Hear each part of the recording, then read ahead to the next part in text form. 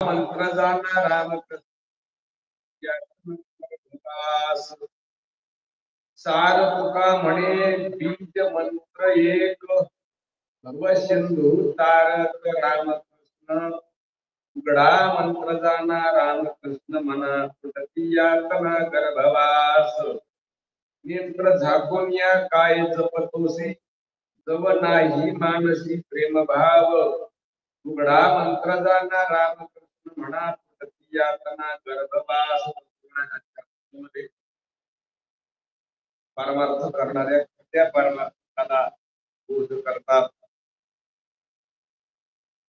डोळे झाकून मंत्र जपणाऱ्याला म्हणतात ज्या मंत्रावर त्या परमात्म्यावर प्रेम नाही भाव नाही आणि बरोबर नुसता मंत्र जपता त्याचं काय फल प्राप्त होणार आहे तुम्हाला जपला काय आणि न जपला काय तो निमित्त सारखेपणा म्हणून काळजी करण्याकरता आपला वेळ वाया न जाण्याकरता त्याला आलेल्या जीवाला ज्याच्या देहात होण्याकरता बरा आपल्याला उपदेश करतात बोध घेतात आपले कल्याणाचा असतो आणि हे आपण संतांच्या बोलण्याकडून लक्ष दिलेलंच नसतं म्हणजे म्हणतात ना काय संतांची कीर्ती आहे काय संतांचं महत्व आहे काय संतांची शक्ती आहे पाहिलं नाही आपण आपल्यासारखं समजतो आपण संतांना काहीतरी वेगळं समजतो आपल्यासारखं समजतो म्हणून काही महत्व वाटत नाही आणि मग वेळ निघून गेल्यावर महत्व वाटत की काय फायदा आहे आत्मारा म्हणतात नाही संत कीर्ती श्रवणे आले एवढं महत्वाचं होतं पण कानावर नाही कधी नाही का कधी म्हणतं माणूस जवळ काही घटना घडावं आणि माणसाच्या कानावर पडावं आणि हे लय दिवसाचं चालू होतं असं मग कळावं इतक्या दिवसाचं होतं पण आम्हाला कल्पनाच नाही त्याची इतकं जवळ असेल म्हणून संत कीर्ती श्रवणावर कानावर आली का नाही का ही संत कीर्ती इतकी महत्वाची आहे की जे महत्वाचं आपण समजतंय आणि त्याला एवढं महत्व द्यायला ते महत्वाचं नाहीये नाही का आपण प्रपंचाला जगातल्या पदार्थाला किती महत्व दिलेलं आहे आणि ते महत्वाचे आहेत का पदार्थ जग महत्वाचं आहे का नाही आणि किती त्याला महत्व दिलेले महत्वाचं जगामध्ये नाहीच का काही एक संत संगती वाचून खरं महत्वाचं काय आहे हे कळतच नाही तुम्ही संतांची संगत केली की खरं महत्वाचं लक्षात येतं आणि खरं महत्व लक्षात घेतलं महत्वाचं की पुन्हा काही लक्षात घ्यायचं राहिलं बी नाही गरज बी नाही आणि पुन्हा कशाकडेच तो पाहत नाही जसं देव तृप्त झालेला माणूस पण त्याचा पाहिजे खरा जेवणारा शरीराकडे पाहून इंद्रियाकडे पाहून नाही शरीराकडे पाहून प्रकृतीकडे पाहून तो जेवणार आहे एकदा तृप्त झाल्यावर त्याचं कितीही मोठाले पक्वान आले तरी त्याच्याकडे तो डोंगून सुद्धा बघणार नाही खरा बरं तृप्ती झाली जैशी साधने सनती अपयशी नाही का म्हणून तृप्त झालेला माणूस काय करणार नाही तर त्या अन्ना करतात तसं ज्याला महत्वाचं लक्षात आलंय काहीच महत्वाचं नाही आणि काहीच महत्वाचं नाही का सगळं मीच आहे असं जर लक्षात आलं त्याला पुन्हा कशाला तरी हात वाटत का असं त्याला वैभव आज प्राप्त आहे त्याला काही करायची गरज नाही पण ते वैभव दडलेलं आहे संतांच्या वाणीमध्ये संतांच्या शब्दामध्ये आणि संतांची संगतच करीत नाही काही संत कीर्ती श्रवणे आली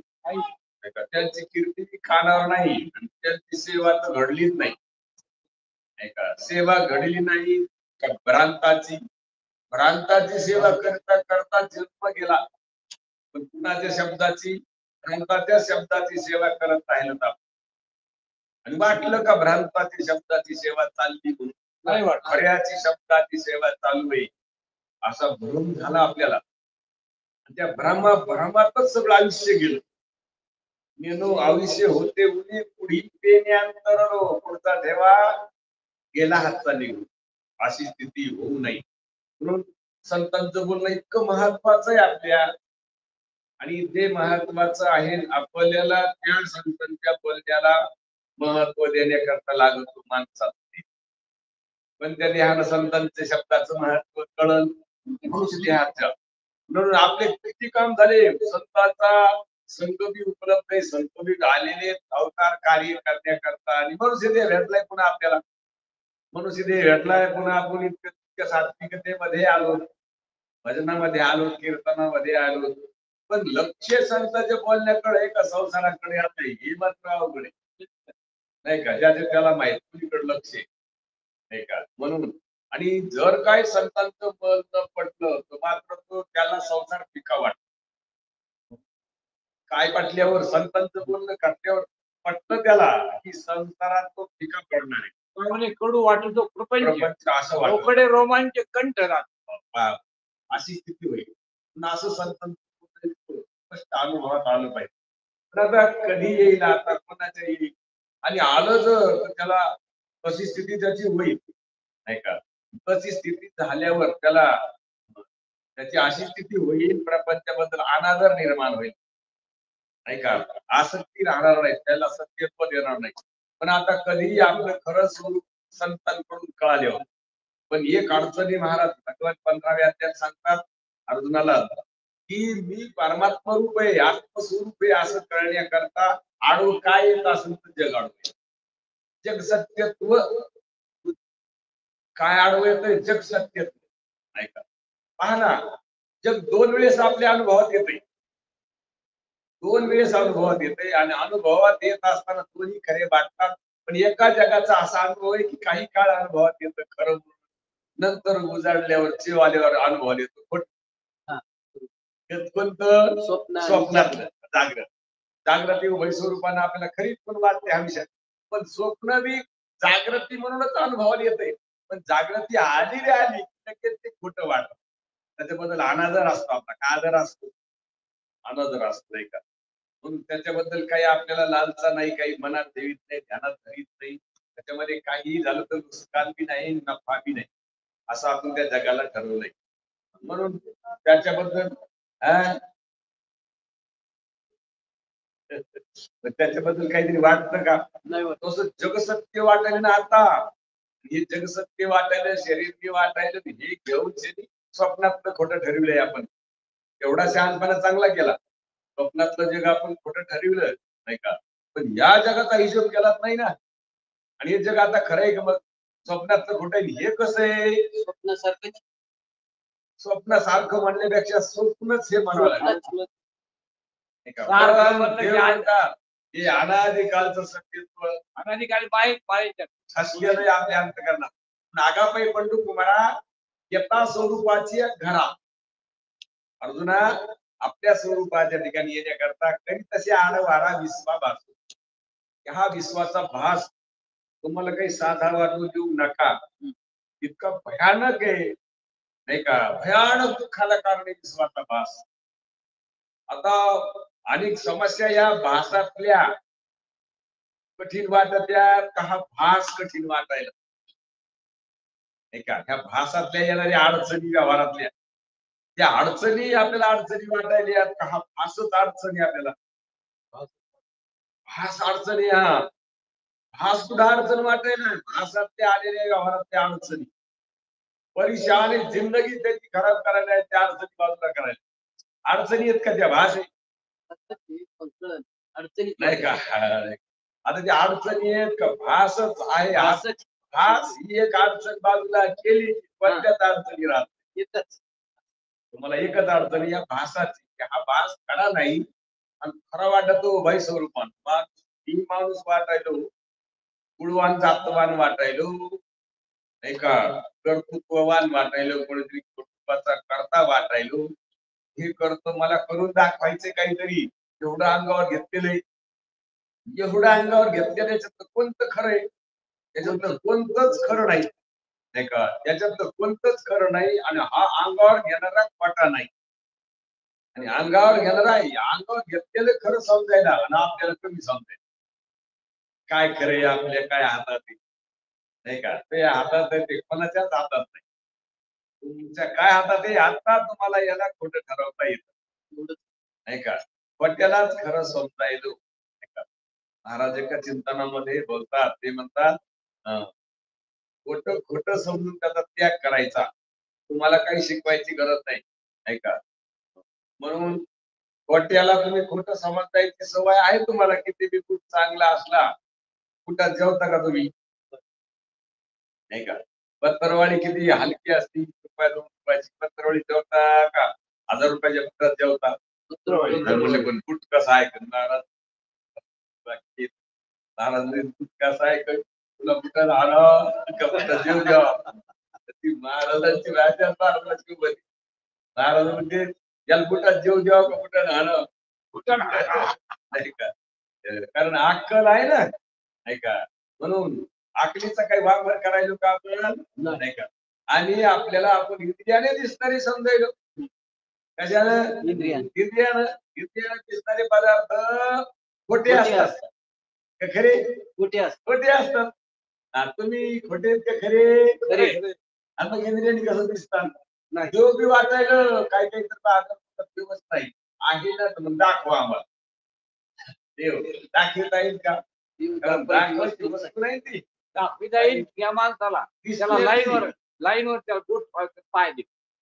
देव दिसण्याची वस्तू नाही, दाखवायची वस्तू आहे, तर बुद्धीने दाखवता येईल, नाही का?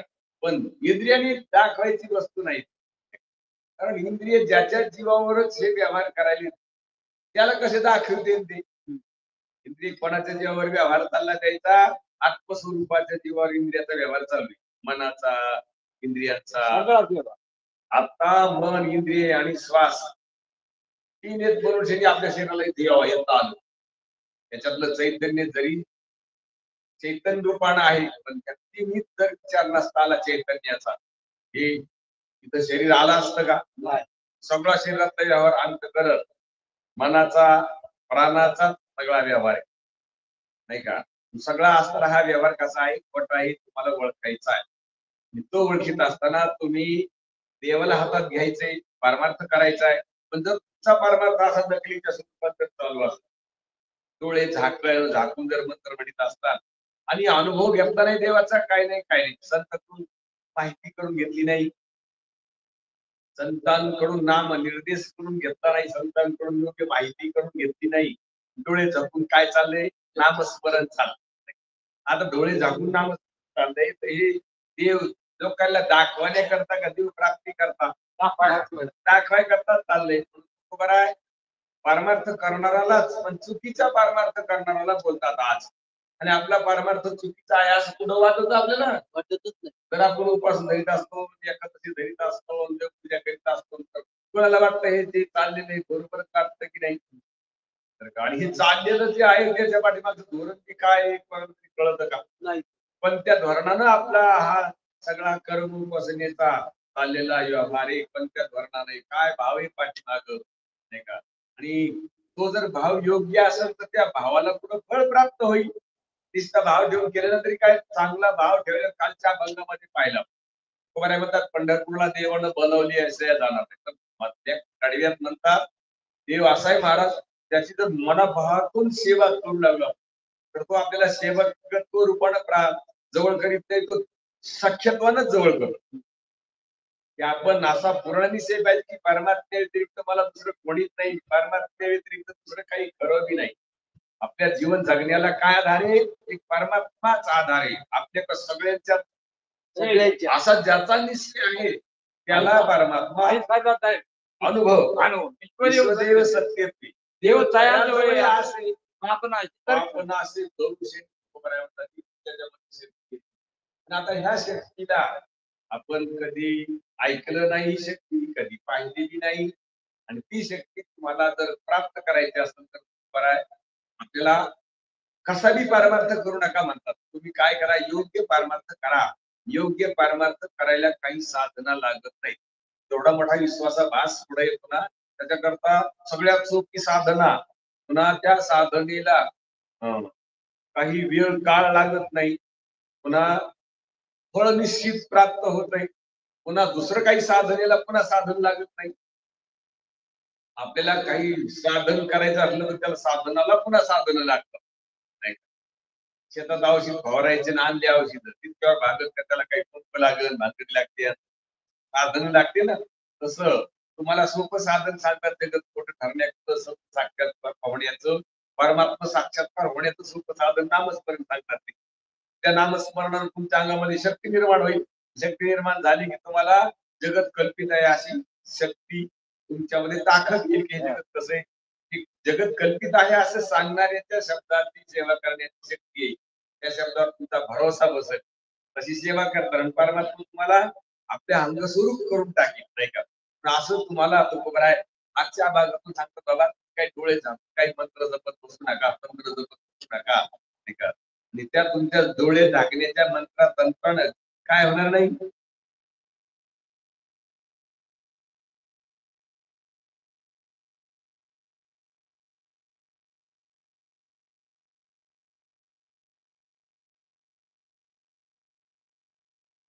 तुमच्या त्या मंत्र जपण्याचा परिणामानं कोणताही परिणाम त्या ठिकाणी होणार नाही असं तुकोबरायचं आपल्याला सांगणं आहे.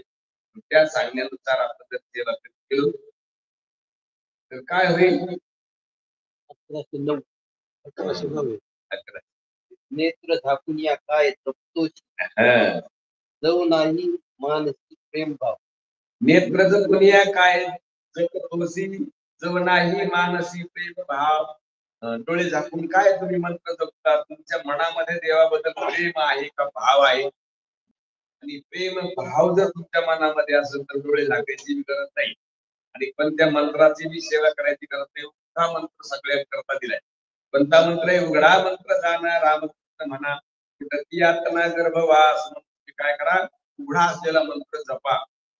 त्या मंत्राला कोणत्या प्रकारची प्रयास लागत नाही. नाहीतर काही मंत्र असेल महाराज ते म्हणायला चोरी आहे कारण ते कुणाच्या बी कानावर गेले नाही पाहिजे.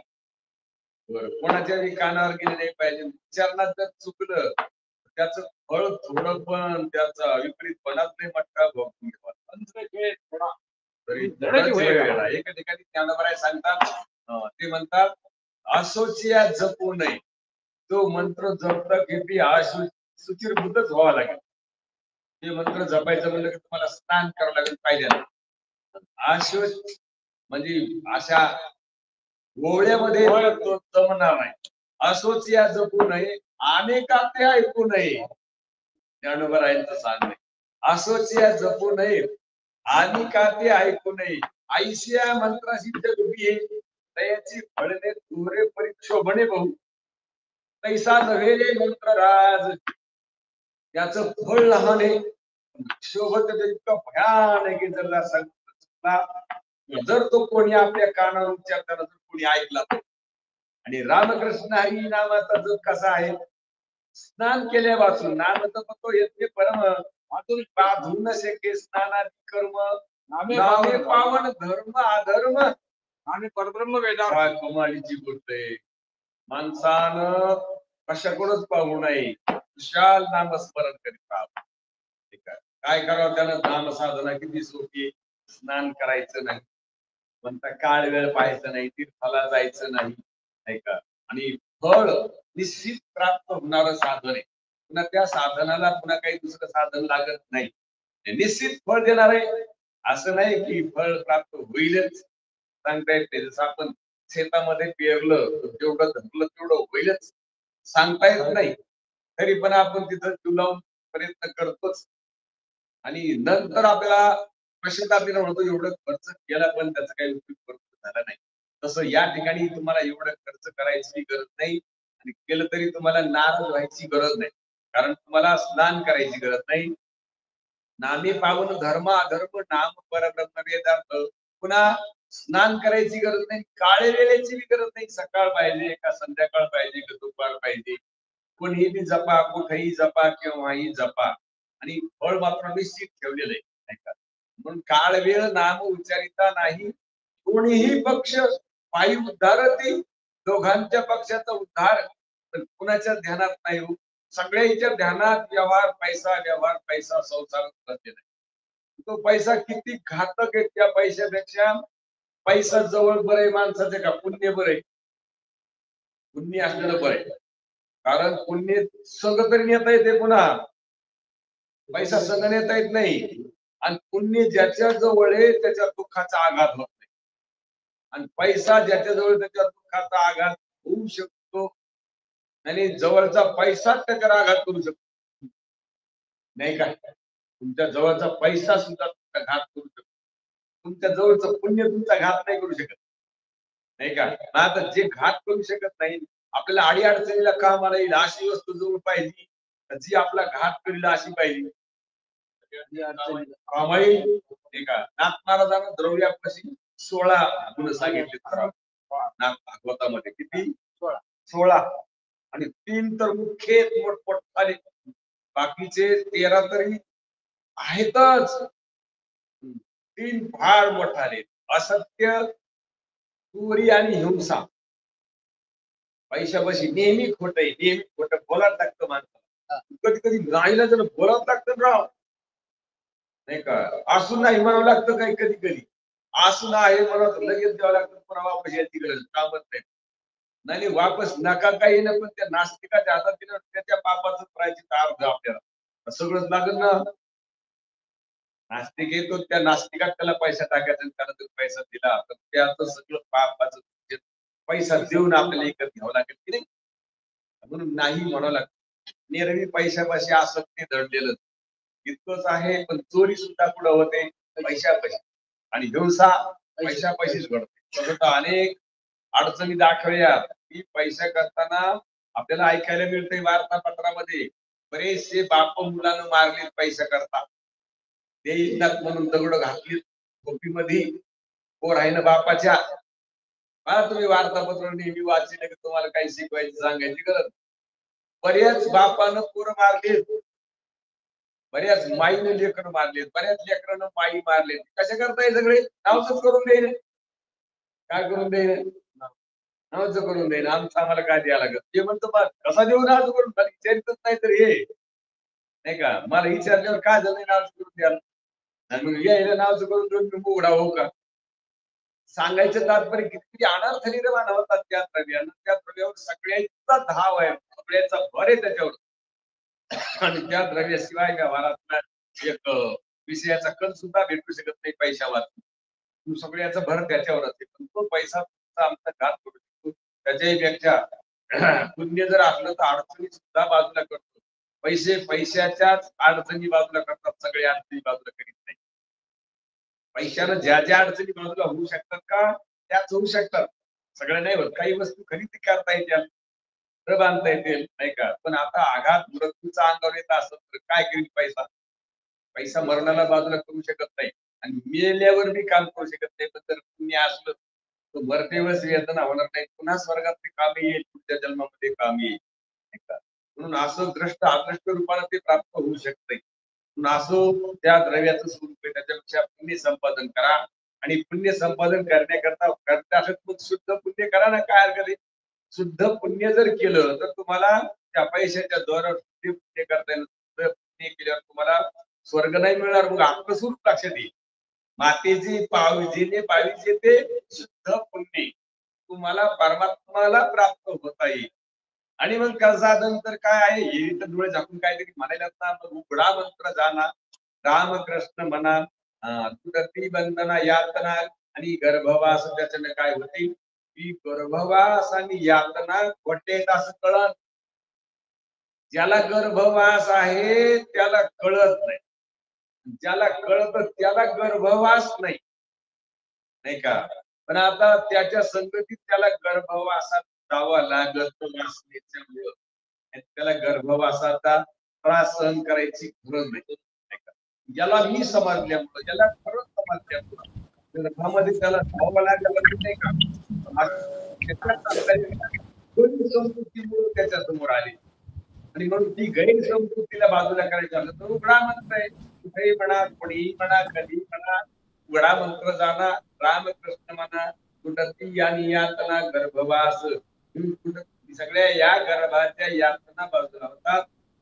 कशाला कस काय होत्या तर त्या माझ्या ठिकाणी नाहीतच असं आपल्या लक्षात आपलं स्वरूप आहे. स्वरूप त्या लक्षात आल्यानंतर पण त्याला कधी तो गर्भवासात गेला होता, आणि खोट्याच भावना होत्या त्या, खोटा समज होता. आता आपण या तरुणपणामध्ये तरुण आहेत का? खोट्याच्या संबंधानं खोटा तरुणपणा अनुभवायला यायलाय. खोटं माझं वास्तव्य वाटायलं का खरं वाटायला अगदी खरंच बरं वाटायलं, त्याच्यात काहीच खरं नाही. जसं स्वप्नामध्ये आपण स्वप्नात कोणतं खरं होतं, प्रत्यक्ष अनुभवलंय ना स्वप्नात, जेवढं अनुभवण्याचं ज्ञान आहे. मग ते पदार्थ खरे होते तिथलं का ज्ञान? आणि पदार्थाचं ज्ञान खरं होतं का मी ज्ञान म्हणून खरं होतं? स्वप्नामध्ये त्या पदार्थाचं ज्ञान खोटं होतं, मी ज्ञान हे फक्त खरं होतं. तिथं दोन पदार्थाचं ज्ञान वेगळं, मी ज्ञान स्वरूप आहे ते वेगळं. आता इथं जे ज्ञान आहे, मी माणूस आहे म्हणून, एवढी जमीन आहे, एवढी सर्विस आहे, एवढं काय एवढी सत्ता आहे, हे जे अनुभवाला यायला की नाही आलं. नाही आता हे अनुभवल्याने हे कसं असेल, इमानदारीचं आहे, कमवलेलं आहे, बापदाद्याच आहे, हे कसं आहे, काय भानगडे नाही का? कोण समजेल त्याला खोट? कोणाचं झालेलं आहे खरं? जर हे खरं असायला तर तुम्हाला त्या खऱ्याच्या जीवावर काही करता आला, काही करता येत नाही तुम्हाला. पारतंत्र्यात आहे जीवन, पारतंत्र्यात आहे, ते खोटं आहे. आणि त्या खोट्याला ओळखायचं स्वातंत्र्य आता तुमच्या जवळ आहे. आणि येऊन जाऊन त्याच्यामध्ये काय आहे, भोग आहेत, संसार आहे, भोगजन्य सुख आहे. त्या भोगजन्य सुखाला त्रिपुटी लागते, काय असं कळत नाही. भोगजन्य सुखाला काय लागते, त्रिपुटी लागते. आणि त्या संसारामध्ये अजन्य सुख आहे, ते अजन्य सुख स्वतंत्र आहे, सर्वतंत्र स्वतंत्र आहे, त्याला त्रिपुटी लागत नाही. ते सुख पुन्हा कधी नष्ट होत नाही. असं एकदा सुख ऐकल्यावर असं सुख आपलं स्वरूप आहे. असं स्वरूप काय आहे, असं सुख आपलं स्वरूप आहे. आणि असं स्वरूप आपलं ध्यानात देण्याकरता उघडा मंत्र जाणार रामकृष्ण म्हणा. आणि असं स्वरूप ध्यान झालं की तुटती बंधना आणि यंत्र गर्भवास. पुढे म्हणतात यंत्र काही करी कुटपुटी, मंत्र यंत्र काही करीसी कुटपुटी, तेने भूत सृष्टी पावसी मंत्र तंत्र काही जे तुम्ही करीत बसताना, तर त्या बुटबुट करण्याच्या योगाने कशाच्या तरी नादानं, कशाच्या तरी योगानं काहीतरी घडणारे, काहीतरी प्राप्त होणारे, याच्या योगानं तुम्ही तुमच्या लक्षात येणार नाही. आणि तशाच बुटबुटीनं त्याच्याच विश्वास ठेवणं, पुन्हा तुम्हाला कोणाच्या तरी गर्भवासामध्ये वाचता राहतील ना, पुन्हा त्या वासनेच्या योगानं जन्म घेणं लागे. वासनेच्या संगे अशी होत बसते. पण उगाच कोणत्याही मंत्राच्या नादी लागण्यात काही अर्थ नाही. पण आता आपण ज्या त्या नादीला आपण ते खोटं नाही असं कधी शिकवायलंय का? तर प्रत्यक्षावर लयच भर आहे आपला. प्रत्यक्ष अनुभवाला यायले नाही का, ना तू मांडीवर आहे म्हणल्यावर खोटा कसा म्हणता येईल? अनुभव यायला की नाही? आता नातू कुठे मांडीवर आहे, आता नातू मांडीवर असला खरा आहे का खोटा आहे? काय भानगड कसं म्हणता येईल खोटा? नाही का, खोटा आहे का खरा? कोण सांगू शकत? खोटा आहे. की त्याचा आलेला अनुभव कशाने आला तो अनुभव? इंद्रियांनी मनानं अनुभव आलाय. नातवाचा अनुभव, हे सगळे बसले, नातू बसलेला आहे मांडीवर, मी त्याला मांडीवर घेऊन बसतो. अंतःकरणाला इंद्रियांना अनुभव यायले. कशाने अनुभव यायले? तुम्ही जर झोपीन केलेले असते, नातू तुमच्या मांडीवर येऊन बसला असता, सगळे बसले असते आणि अंतःकरण इंद्रिय लीन झालेले असते, तर तुम्हाला नातू दिसला असता का? लोक दिसले असते? दिसले असते का? आता तुमचा आमचा हा सगळ्यांचा अनुभव आहे का? तुम्हाला प्रवचनातून काही शिकून तयार केलंय? अनुभव आहे सगळ्याचा. इंद्रिय मधलीन झाल्यावर नातू मांडी घेऊन बसला, तुम्ही नातू समजिता काही भोवताली बसलेली समजिता नाही? नातू मी समजणार नाही, तर भोवताली मी बसलेले येऊन बसून समजणार नाही का? न बसून बसून मी नाही समजणार. आता तुम्ही जर ते समजालेले मांडीवर बसले नाही, चार चौघ बसले, नवा झाले, आजोबा झाले, आता नातवाचे एका नातू मांडीवर बसलेला आहे. आता हे इंद्रिय आणि मनामुळे अनुभव यायला यायचा काही खरं आहे? इंद्रियमुळे मान, इंद्रिय मन खरंय का खोट आहे? खोट आहे. कारण ते आत्मस्वरूपासारखे नाही, नेहमी राहत नाही. ते आत्मा जसा नेहमी आहे, ज्ञान स्वरूपाचा त्याचा वर्षाव झोपीमध्ये आहे, स्वप्नामध्ये बी आहे, जागृतीमध्ये बी आहे, त्याचा नेहमी असणे पण आहे. आणि झोप लागली की हे इंद्रियांकडे लावल्या जातात. जगही दिसणं बंद होत नाही का, सगळाच व्यवहार दिसणं बंद होतो. जाणणं बंद होतं का? नाही. जाणणं माझं स्वरूप आहे का देह माझं स्वरूप आहे? जाणणं माझं. जाणणं माझं स्वरूप आहे ना. अक्कल थोडीशी वापरा आहे ना जवळ आपल्या, की जाणणं आपले स्वरूप आहे. झोप लागली हे सगळं मावळलं आता पुढचं आपल्या अंगणातलं, नाही का, अंतकरणातल्या अंगणातलं सगळं मावळलं झोप लागल्याबरोबर. आता झोप लागल्याबरोबर माझं जाणणं पण झालं का? नाही. नाही. आता पुढच्या जाण्यात दोन फाटे फुटले, जागृती दबली फक्त. हा. जागृतीवर पडलं आवरण, पण पुन्हा दोन फाटे फुटले, एकतर गाढ झोपीकडे नाही तर स्वप्नाकडे. हा. कोणीतरी एका रस्त्याने गाडी जाणार पुढे हातात लागली जर तुम्हाला गाढ निद्रा, तर मग कोण्याच जगाचा अनुभव येणार नाही बरं का. अनुभव येईल, पण तो अनुभव कसा येतो की काही नसण्याचा अनुभव येतो. सुसुप्तीमध्ये काही नाही हे जाणतो आपण, आणि काही नाही हे जाणतो याचं ते अज्ञान असतं त्या ठिकाणी.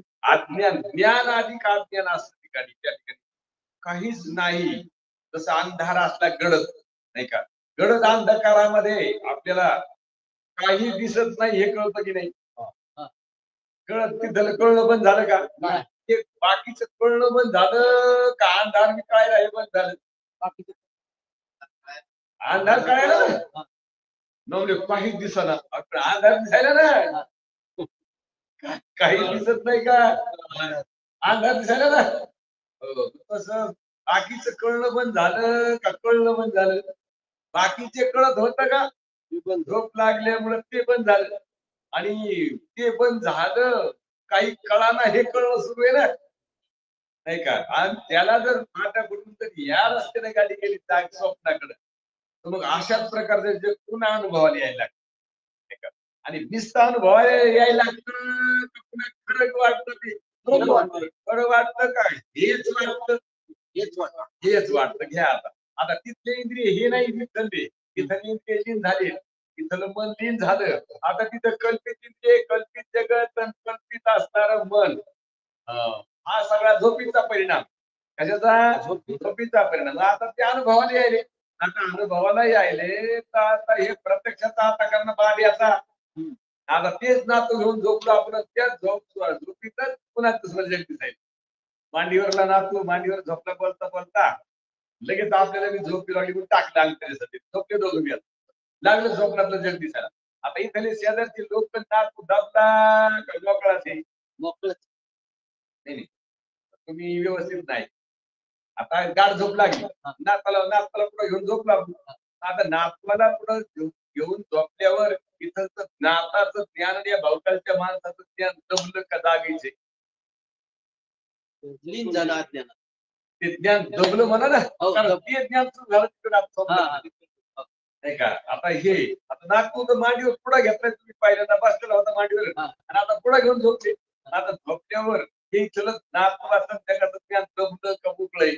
दबलं हे. ते ज्ञान उकललं तिथं आता, नाही का. आता ते ज्ञान उकललं तिथं, ते ज्ञान उकललं तर ह्या नातवासारखं ह्या लोकांसारखं ते त्याला पासारा खरा समजायलो का तो खोटा समजायलो? तितकंच खरं वाटतं. तितकाच खरा वाटायला. आणि ह्यो दबला आता तितकाच खरा वाटायला. आता तितकाच खरा वाटायलो, आणि आता हे तर दबून गेला सगळा, नाही का. पुन्हा जागृतीत जेव आला पुन्हा तो मावळतो, पुन्हा इथं येतो.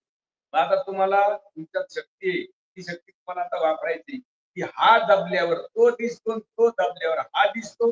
हा बी खरा नसतो, तो बी खरा नसतो, मी खोटा नसतो. याला म्हणतात आपलं होणारं आपलं ज्ञान, याला म्हणतात आत्मज्ञान.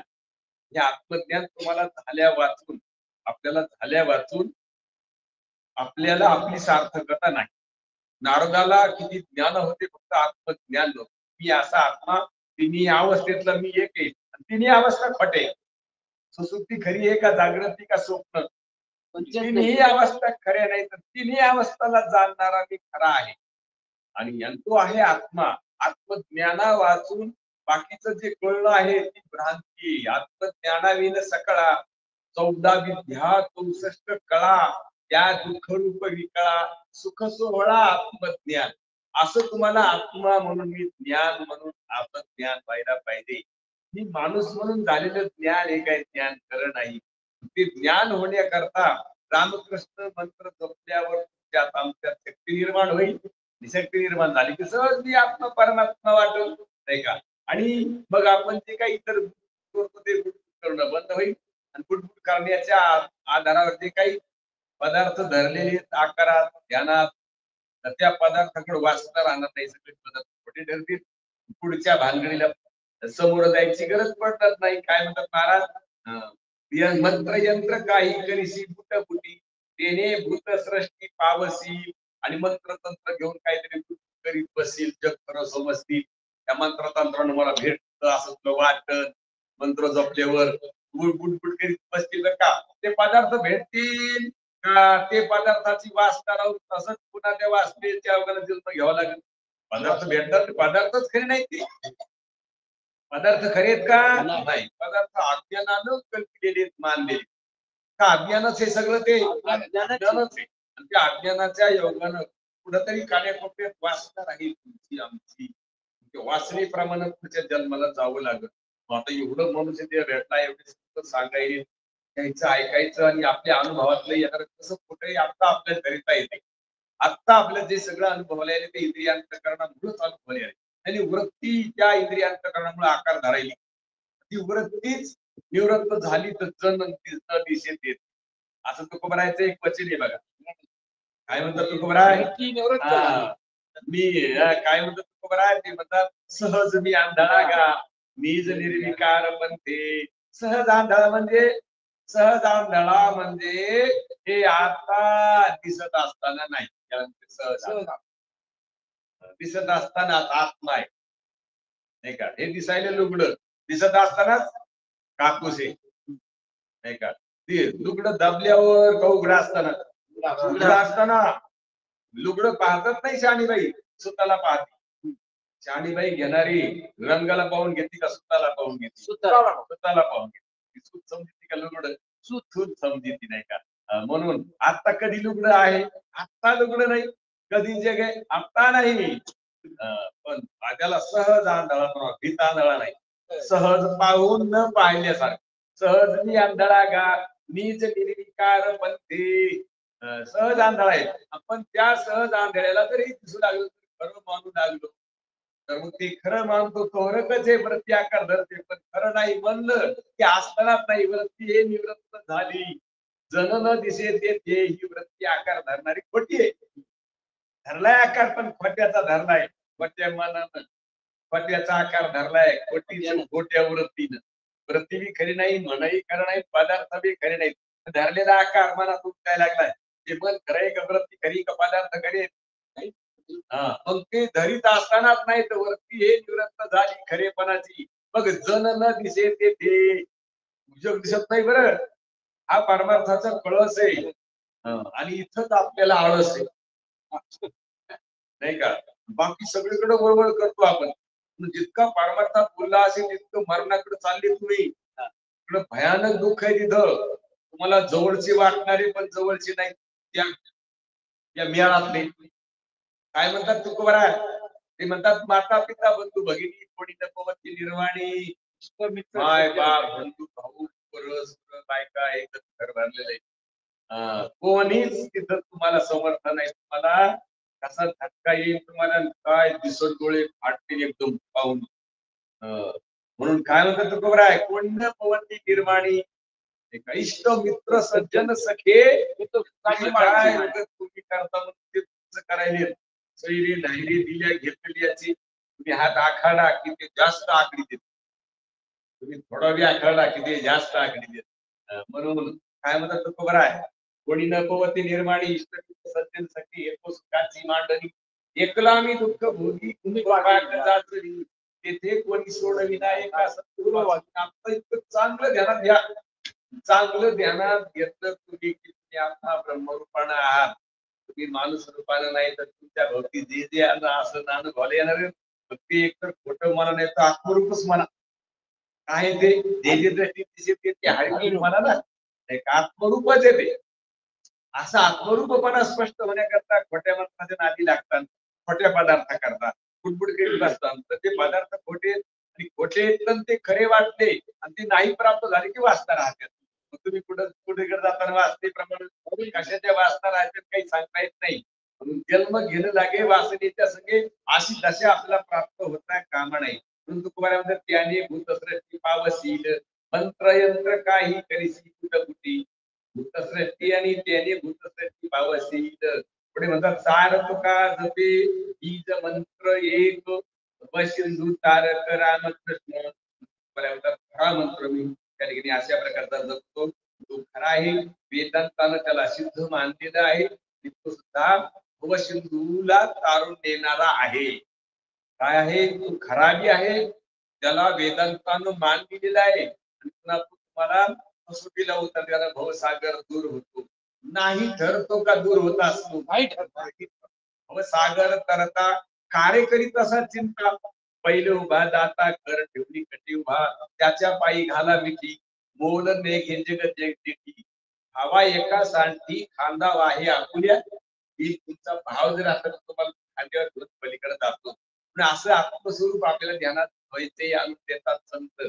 आणि संतांनी फार प्रयास केले आपल्या ध्यानात घेण्याकरता. आपणही परमात्मा प्राप्ती करता परमार्थ करतो पण आपला परमार्थ करणं म्हणजे निरा ढोंगात बसतोय आपलं परमार्थ. कारण का आपण धोरणानं काहीतरी प्राप्त करण्याकरता देवाचं नाव घेतो. देवाचं नाव कशाकरता घेतो काहीतरी लालूच आहे काहीतरी पाहिजे आपल्याला काहीतरी मागणं आहे देवाकडं.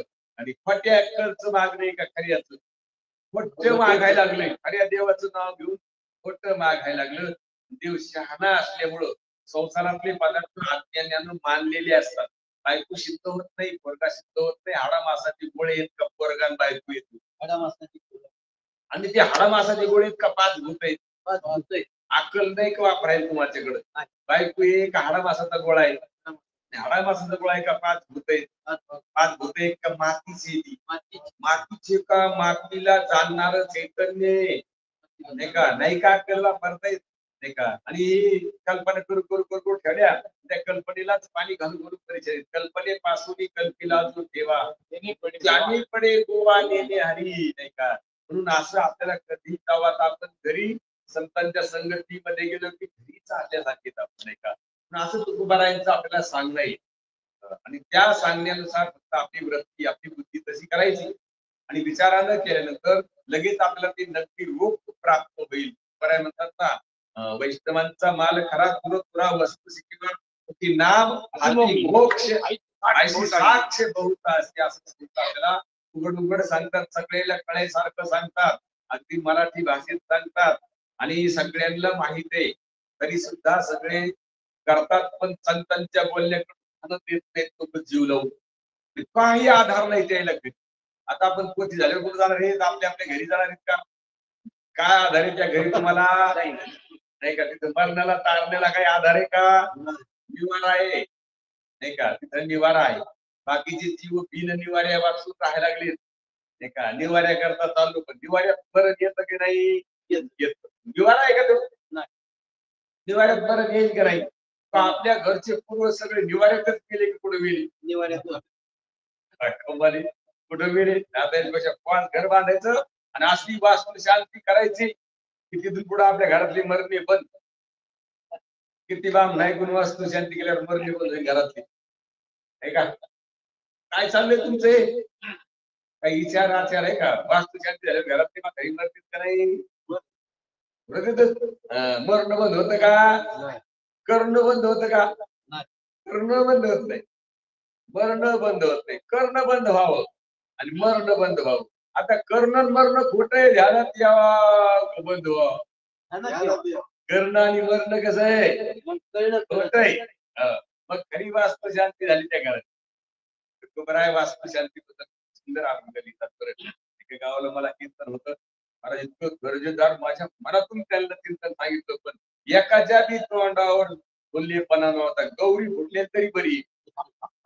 त्याला वाटलं ह्या महाराजाला कशाला जाणव ह्या अशा कार्यक्रम सगळे जे तोंडावर गौरीच फुटलेले हात. काय झालं बाबा तरी त्याला मी म्हणलं आता ही पूर्ण महत्वाचं ध्यानात घ्या.